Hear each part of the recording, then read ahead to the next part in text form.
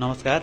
म आज फेरि यो कक्षा 12 को एकदमै महत्त्वपूर्ण म्याथको लागि यो इक्जाममा अहिले आउने चान्स छ, किनभने यो धेरै भयो नआएको, त्यही भएर अहिले यो आउने चान्स छ। त्यही भएर मैले आज यो सिकाउन गइरहेको छु। यसलाई गर्नको लागि हामीलाई के देख्यो, A4 B4 C4 र हामीलाई के प्रुभ गर्न, C प्रुभ गर्न छ भने C र अहिले त्यसै छोडिदिउँ। हामीले यसलाई सल्भ गरौँ।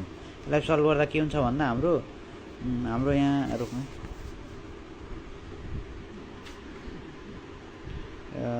A square whole square plus B square whole square minus 2A square B square plus 2A square B square गरिन्छ। हामीले यो थपेको, यो थप्दा केही जान्न, plus C4 equal to 2C square A square minus B square.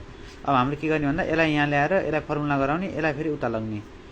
हाम्रो A स्क्वायर प्लस B स्क्वायरको होल स्क्वायर जान्छ, A square plus 2AB plus B square गर्दा फर्मुला जान्छ A स्क्वायर प्लस B स्क्वायरको होल स्क्वायरको।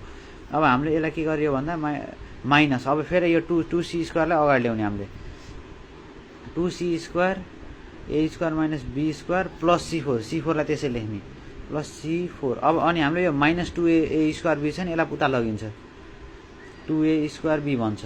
अब हाम्रो यहाँ के फेरि फर्मुला जान्छ, केमा जान्छ भन्दा A स्क्वायर माइनस 2AB, यो C भनेको B हो नि, A square minus 2AB plus B स्क्वायरको फर्मुला जान्छ। यसलाई फेरि हामीले गरौँ, A square plus B square minus C square whole square बराबर 2A स्क्वायर B स्क्वायर।